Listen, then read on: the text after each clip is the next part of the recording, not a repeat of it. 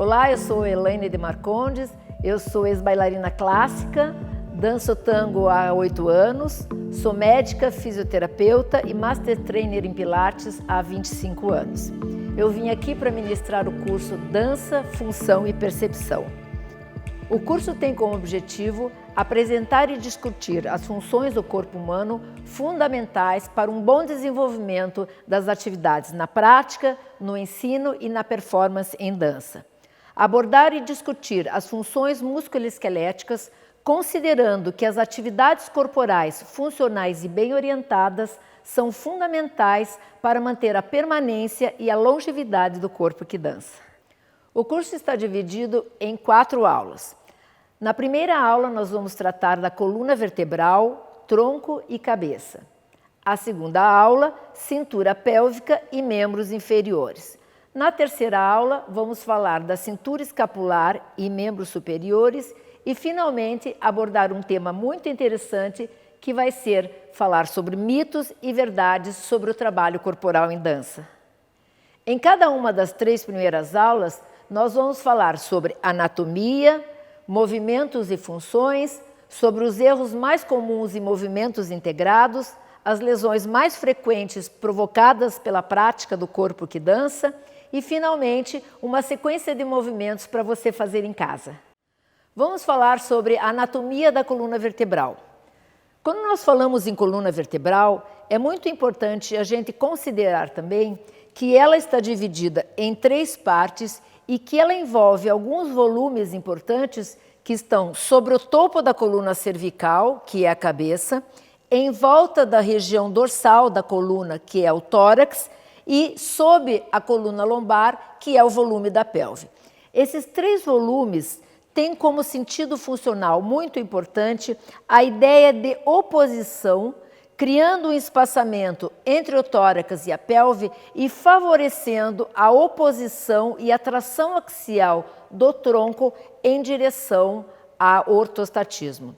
A coluna vertebral, localizada na parte posterior do nosso tronco, dividida entre 3 regiões, tem 7 ossos na região cervical, formando uma lordose, 12 ossos na região dorsal, formando uma cifose, 5 ossos na região lombar, formando novamente uma lordose e, finalmente, na parte posterior da pelve, nós temos o sacro e o cóccix, formando novamente uma cifose nas angulações da nossa coluna. A função importante da coluna vertebral é trazer para o corpo a sensação e a orientação de linha média, criando a divisão do nosso corpo em 2 hemicorpos, o lado direito e o lado esquerdo, respectivamente. Uma estrutura muito importante que existe na coluna vertebral e que separa os corpos vertebrais entre si são os nossos discos intervertebrais, que funcionam como amortecedores entre as vértebras para a absorção do impacto e para a nutrição das estruturas que convergem e que criam essa estabilidade compressiva através do eixo vertebral. Essas estruturas esqueléticas têm importantes funções de proteção de vísceras. O crânio protege o cérebro, o tórax protege os pulmões e o coração, a pelve protege os órgãos genitais. A função protetora da coluna vertebral é exercida pela sua parte posterior, que é o empilhamento dos arcos neurais, que significa a parte que realmente se movimenta na coluna e que está contendo entre a parte anterior, os corpos vertebrais e o arco neural, a medula espinhal, desde a saída no forame magno do crânio até o final da coluna. Os músculos mais importantes que promovem os movimentos na coluna vertebral e no tronco estão inseridos anteriormente entre a pelve e a parte posterior na região cervical, ao longo de todo o eixo vertebral, desde a região cervical até a região lombar, e nós temos músculos que atravessam transversalmente o tronco pela parte posterior ou pela parte anterior e que são responsáveis pelos movimentos de rotação. Como eu acabei de mencionar, a coluna vertebral tem então essas 3 funções importantes: suporte, estabilidade compressiva e proteção. Os movimentos produzidos por ela acontecem nos 3 planos funcionais. Primeiramente, no plano sagital, no sentido antero-posterior, acontecem os movimentos de flexão e o movimento de extensão. Em segundo lugar, no plano frontal, de um lado ao outro do corpo, acontece a flexão lateral da coluna vertebral. E, finalmente, no plano transversal, acontecem os movimentos de rotação que dependem da oposição que ocorre entre o tórax e a pelve e, além do mais, na oposição dos membros superiores e inferiores. Os movimentos funcionais em qualquer segmento do nosso corpo estão mapeados matricialmente nos padrões de coordenação neuromuscular ao nível do sistema nervoso central e dependem dos nossos aprendizados e experiências motoras ao longo de toda a nossa vida. Em relação à coluna vertebral, nós vamos falar de 2 movimentos e planos de coordenação, das flexões sequenciadas, tanto no plano sagital quanto no plano lateral, e da extensão descompressiva. Quando nós vamos promover a flexão da coluna vertebral, é importante que a gente contemple o movimento individual de cada corpo vertebral no sentido de integrar as eventuais faltas de mobilidade que existam ao longo do caminho. Então, para a flexão sequenciada no plano sagital, é importante que o primeiro movimento se dê com o rolamento do tronco no topo da coluna cervical e que a coluna flexione progressivamente, contemplando cada um dos seus segmentos. Então, a partir de uma posição ortostática, a ideia é permitir o rolamento do crânio, iniciando o movimento de flexão, mobilizando inicialmente as vértebras cervicais e que esse movimento se continue com o rolamento progressivo ao longo da região dorsal, ao longo da região lombar e até. Nessa situação, o topo da cabeça deve estar mirando o centro da terra, no sentido de preservar a iniciação do movimento pela primeira vértebra cervical. Erros comuns nesse movimento são a desconexão da região cervical do longo movimento de flexão que ocorreu na coluna inteira. Então, a ideia é preservar agora o topo da cabeça em direção ao centro da terra e iniciar o movimento sequenciadamente de baixo para cima, recrutando o apoio dos músculos flexores do tronco no sentido de suporte e orientação no movimento. Nesse sentido, o último segmento que retorna ao eixo vertebral é o reposicionamento do crânio, rodando posteriormente no final do movimento. O mesmo ocorre em relação à flexão lateral. É importante que nas flexões laterais, na movimentação do tronco e da coluna no plano frontal, que se evite as translações do tórax que possam comprometer o eixo vertebral e a linha média que nós apontamos no início como um vetor de orientação para que o movimento se realize. Então, na flexão lateral no plano frontal, a mesma coisa. A flexão sequenciada depende de um rolamento lateral do crânio no topo da região cervical e o movimento vai acontecer progressivamente pela mobilização das vértebras na região dorsal e na região lombar. O retorno do movimento deve acontecer não por aqui, mas pelo sequenciamento progressivo da vértebra na região lombar, na região dorsal e, finalmente, com o retorno do crânio, novamente à linha média. Em relação aos movimentos de extensão, que acontecem em direção à parte posterior do tronco, a queixa mais comum que nós vemos particularmente na prática da dança são as pulsões anteriores da pelve, criando uma compressão desnecessária sobre a região lombar, que acabam comprometendo a mobilidade no plano sagital em relação à extensão e criando forças compressivas, porque a carga do tronco se assenta sobre a lombar nessa posição. Em relação à prática da extensão descompressiva, é importante nós mantermos um bom alinhamento da pelve sobre os membros inferiores e imaginarmos essa ação de báscula do tórax e rolamento do tórax sobre as últimas costelas. A mesma coisa acontece, o movimento começa pelo rolamento do crânio e segue em direção à região lombar. Sem a pulsão da pelve, esse é um erro comum, muitas vezes ensinado na dança dessa forma, o que cria diminuição do espaço e sobrecarga do tronco sobre a região lombar.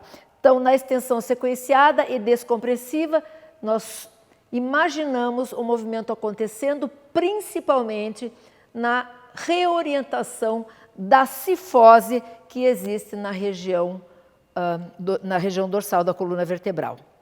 Então, o erro mais comum nos movimentos que acontecem em direção à parte posterior do tronco são o deslocamento anterior da pelve, que é muito contraindicado, e a outra ideia é favorecer que o movimento de extensão aconteça muito mais na lordose lombar do que particularmente na cifose dorsal. Então, essa é uma orientação importante que ajuda a controlar queixas que são frequentes em relação à prática da dança e à coluna vertebral. Em relação aos movimentos rotacionais, que na verdade são movimentos muito poderosos e que são talvez os mais importantes, porque eles são determinantes da marcha, é muito importante a gente imaginar que o movimento de rotação precisa ter como referência a linha média, ou seja, o eixo vertebral é um ponto de referência para que o movimento de rotação aconteça sem as translações laterais, que são um erro comum, como acontece nos movimentos no plano frontal. Então é importante nós pensarmos, como eu falei anteriormente, que a função do eixo vertebral é trazer o sentido de linha média e de divisão do corpo e do tronco em dois hemilados. É importante a gente entender que quando eu faço um movimento de rotação para a direita, na verdade, eu preciso imaginar, se eu estou pensando em dois hemicorpos e um eixo vertebral como referência, eu preciso pensar que enquanto um lado roda para trás, o outro lado roda para frente. É muito comum a gente ter essa desconsideração no sentido de tratar a predominância de um lado como a ideia de que o corpo rodasse simplesmente por um lado, e a gente acaba tratando o tronco como um bloco. Então, nos movimentos de rotação, priorizando o eixo vertebral como relação e referência, nós devemos pensar que quando eu rodo para a direita, o meu hemicorpo roda para a direita, roda para trás, e o meu hemicorpo contralateral roda para frente. Contemplar essas duas metades do corpo durante esses movimentos favorece o entendimento e o sentido proprioceptivo de linha média, preservando e controlando as rotações, as translações laterais, que podem comprimir a região lombar e comprometer a função de dissociação tão importante para a marcha, que nós vamos discutir na próxima aula. As queixas mais frequentes em relação ao tronco e à coluna vertebral apresentadas pelos corpos que dançam estão relacionadas com as disfunções miofaciais ao longo do tronco, mas particularmente na região lombar, e as lesões discais, que são protrusões do disco intervertebral para dentro do canal medular, provocando lombociatalgias e outras dores relacionadas com inflamação dos nervos que transitam no canal medular. Como abordar? Em relação às dores miofaciais, os movimentos funcionais praticados em pequenas amplitudes e de forma regular e bem orientados e praticados nos 3 planos funcionais são fundamentais para atender esse tipo de queixa e para preservar o corpo das sobrecargas eventuais que aconteçam durante a prática da dança. Em relação às lesões discais, normalmente no corpo que dança, ela pode estar relacionada com a hipermobilidade, que é uma condição da qual nós vamos falar mais tarde, quando falarmos sobre mitos e verdades, mas que pode favorecer a ruptura dos discos intervertebrais e a migração do seu conteúdo para o canal vertebral, provocando essas dores de pinçamento dos nervos, que são dores neuropáticas e que provocam uma importante limitação funcional para a performance e a prática da dança. Em relação à abordagem dessas dores, é muito importante que, passados os períodos de agudização, que os movimentos de extensão façam parte de uma rotina corretiva, praticado de forma regular para preservar o corpo que dança, já que elas são lesões estruturais e que devem permanecer aí por muito tempo. Eu vou deixar aqui para você uma sériezinha de movimentos que favorece a orientação da mobilização da coluna nos 3 planos funcionais.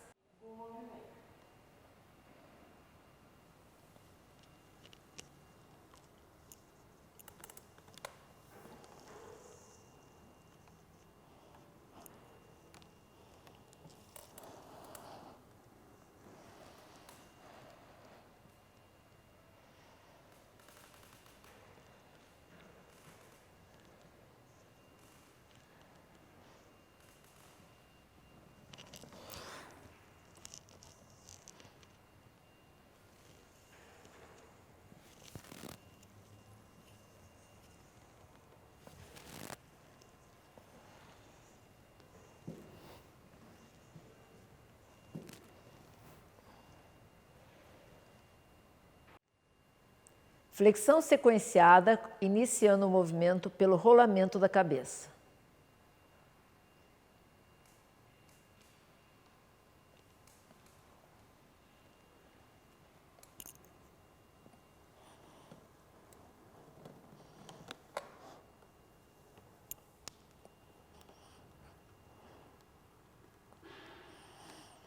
O movimento retorna pelo movimento de rolamento da pelve.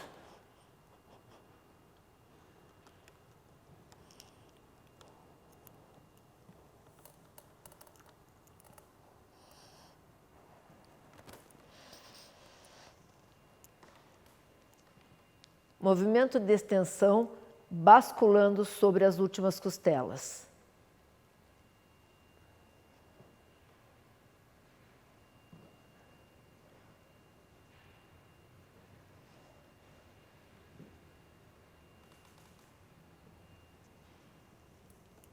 Pêndulo da cabeça, flexão e retorno à báscula do tórax para a extensão.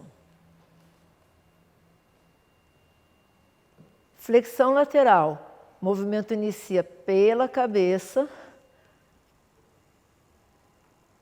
e retorna de baixo para cima. Cabeça e coluna. De baixo para cima.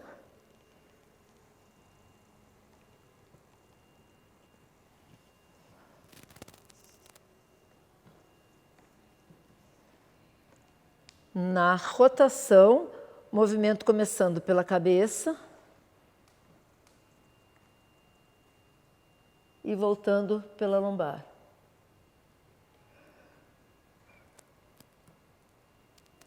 Lembrando da oposição entre os 2 lados do corpo.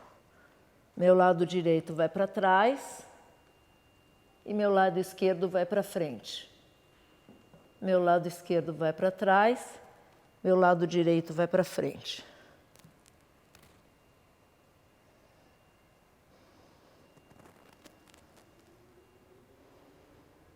Finalizando a nossa aula de hoje, eu quero deixar um convite para a próxima semana, para nós nos encontrarmos e conversarmos sobre cintura pélvica e membros inferiores. Muito obrigada pela participação e nos vemos lá.